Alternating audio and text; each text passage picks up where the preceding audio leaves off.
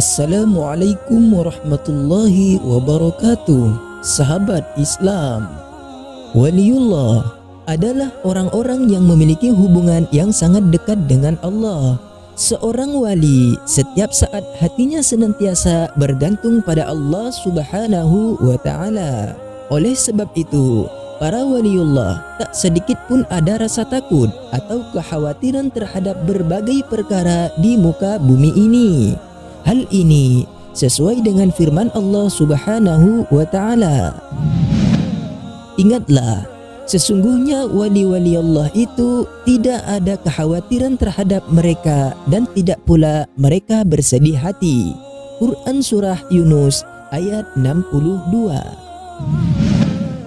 Tidak hanya itu, Allah Subhanahu wa ta'ala memberikan kemuliaan ataupun karomah kepada para walinya dalam bentuk kelebihan yang tidak dimiliki oleh orang lain.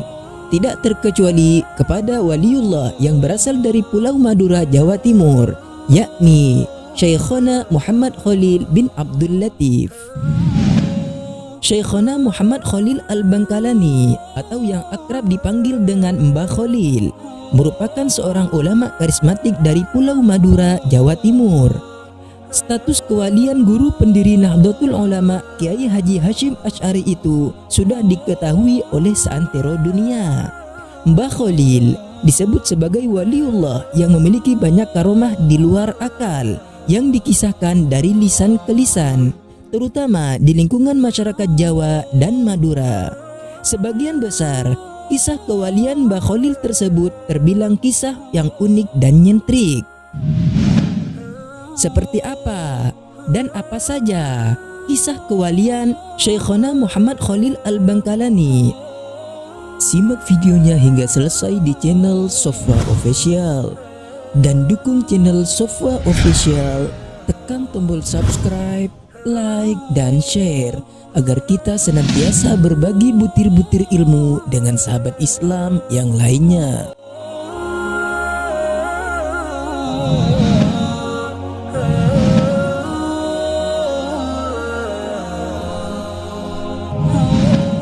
Syekhona Khalil tertawa keras ketika sholat. Sahabat Islam, pada suatu hari di dalam sholat jemaah yang dipimpin oleh kiai di sebuah pesantren tempat Mbah Khalil mencari ilmu, Mbah Khalil muda tertawa cukup keras sehingga teman-temannya takut kalau kiai akan marah karena sikapnya tersebut. Dugaan mereka tidak keliru. Setelah selesai sholat, sang kiai menegur Mbah Khalil muda dengan sikapnya yang tertawa cukup keras waktu sholat tersebut. Ternyata Mbah Khalil muda masih terus tertawa meskipun kiai sangat marah terhadapnya. Akhirnya Mbah Khalil menjawab bahwa ketika sholat berjemaah berlangsung, dia melihat sebuah berkat atau wadah nasi kenduri di atas kepala sang kiai. Mendengar jawaban tersebut, sang kiai menjadi sadar dan merasa malu atas sholat yang ia pimpin tersebut. Karena sang kiai ingat bahwa selama sholat berlangsung, dia memang merasa tergesa-gesa untuk menghadiri kenduri sehingga mengakibatkan sholatnya tidak khusyuk. Syekhona Khalil pergi ke Mekah dengan naik daun aren. Sahabat Islam, pada suatu sore di pinggir pantai daerah Bangkalan, Mbah Khalil ditemani oleh Kiai Syamsul Arifin, salah seorang murid dan sahabatnya. Mereka membicarakan perihal urusan pesantren dan persoalan umat. Tak terasa, waktu sudah berlangsung lama dan matahari hampir terbenam. "Kita belum sholat asar, Kiai," kata Kiai Syamsul Arifin. "Astagfirullah," kata Mbah Khalil menyadari kekhilafannya. "Waktu asar hampir habis. Kita tidak mungkin sholat secara sempurna, Kiai," ucap Kiai Syamsul Arifin. "Kalau begitu, ambil daun aren untuk kita pakai ke Mekah," kata Mbah Khalil. Setelah mendapatkan daun aren, mereka menumpanginya di atas daun aren tersebut. Beberapa saat ketika Mbah Khalil menatap ke Mekah, tiba-tiba daun aren yang ditumpanginya melesat dengan cepat ke arah Mekah.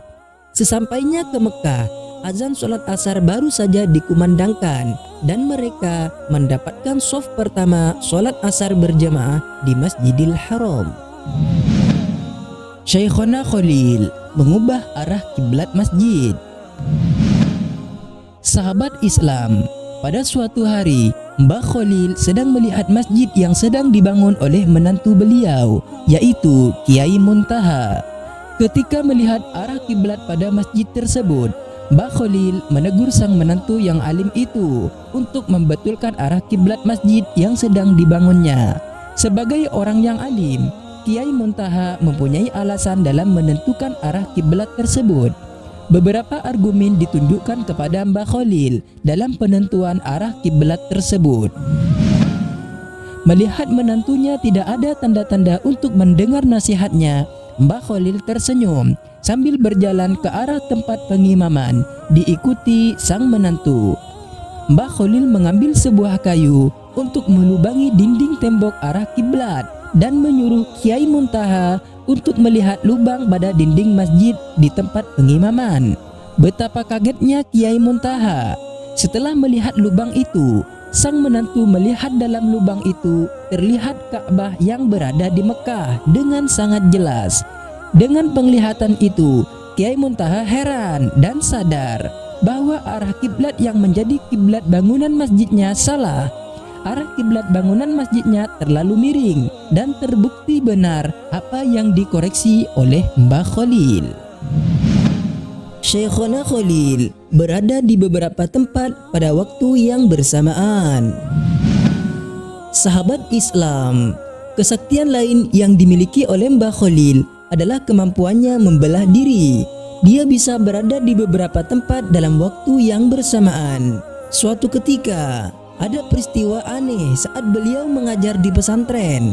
Saat berceramah, Mbah Khalil melakukan sesuatu yang tak terpantau mata. Tiba-tiba, baju dan sarung beliau basah kuyup. Para santri heran, sedangkan beliau sendiri cuek dan tak mau menceritakan apa-apa. Teka-teki itu baru terjawab setengah bulan kemudian. Ada seorang nelayan sowan ke Mbah Khalil. Dia mengucapkan terima kasih karena saat perahunya pecah di tengah laut, langsung ditolong Mbah Khalil. Sahabat Islam, kedatangan nelayan itu membuka tabir. Ternyata saat memberi pengajian, Mbah Khalil dapat pesan agar segera ke pantai untuk menyelamatkan nelayan yang perahunya pecah. Dengan karomah yang dimiliki, dalam sekejap beliau bisa sampai laut dan membantu si nelayan itu. Syekhona Khalil menyembuhkan orang yang lumpuh. Sahabat Islam, dalam buku yang berjudul Tindak Lampah Romo Yai Syekh Ahmad Jauhuri Umar menerangkan bahwa Mbah Khalil Bengkalan termasuk salah satu guru Romo Yai Syekh Ahmad Jauhari Umar yang mempunyai karomah yang luar biasa.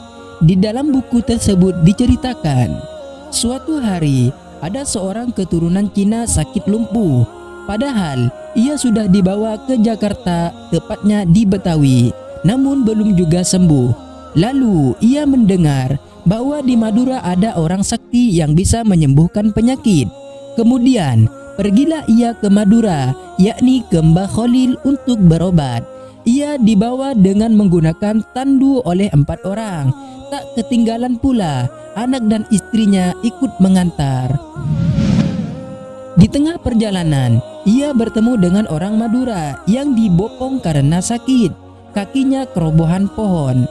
Lalu mereka sepakat pergi bersama-sama berobat ke Mbah Khalil. Orang Madura berjalan di depan sebagai penunjuk jalan.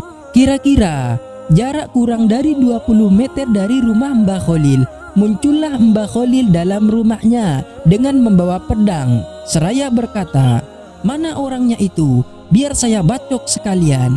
Melihat hal tersebut, kedua orang sakit tersebut ketakutan dan langsung lari tanpa ia sadari bahwa ia sedang sakit.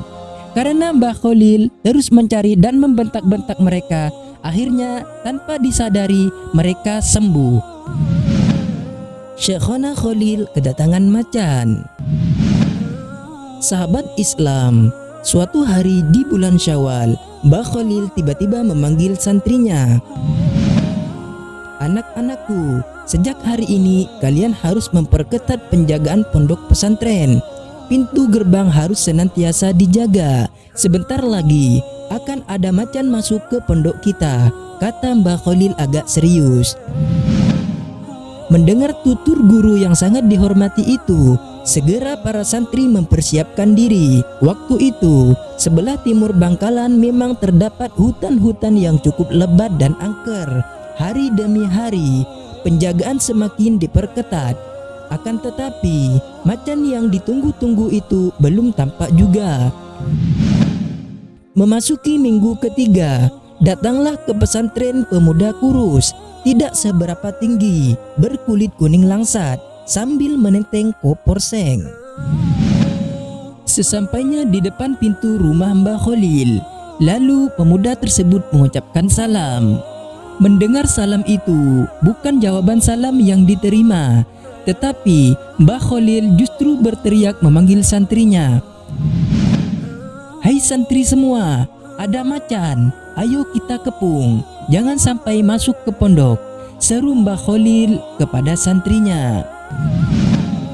Mendengar teriakan Mbah Khalil tersebut, kontan saja semua santri berhamburan datang membawa apa yang ada untuk mengepung pemuda tersebut. Tidak ada pilihan lain bagi pemuda tersebut kecuali lari 1000 langkah. Karena tekad ingin nyantri kepada Mbah Khalil begitu bergelora, maka keesokan harinya pemuda tersebut mencoba untuk datang lagi. Begitu memasuki pintu gerbang pesantren, langsung disongsong dengan usiran ramai-ramai. Demikian juga keesokan harinya. Barulah pada malam ketiga, pemuda yang pantang mundur ini memasuki pesantren secara diam-diam. Secara tidak diduga, pada tengah malam Mbah Khalil datang dan membantu membangunkannya. Kemudian pemuda itu dibawa ke rumah Mbah Khalil. Setelah berbasa-basi dengan 1000 alasan, akhirnya pemuda itu diterima sebagai santri Mbah Khalil. Pemuda itu bernama Abdul Wahab Hasbullah, atau yang sekarang dikenal dengan Kiai Haji Wahab Hasbullah.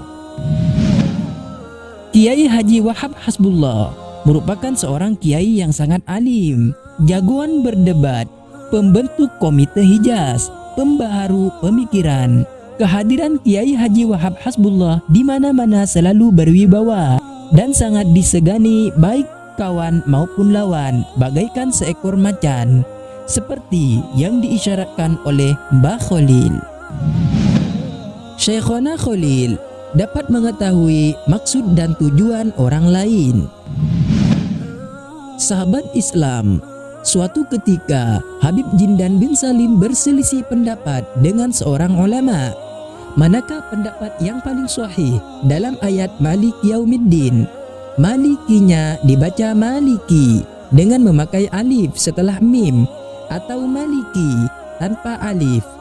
Setelah berdebat tidak ada titik temu, akhirnya mereka sepakat untuk sama-sama datang ke Kiai Keramat, yaitu Mbah Khalil Bangkalan.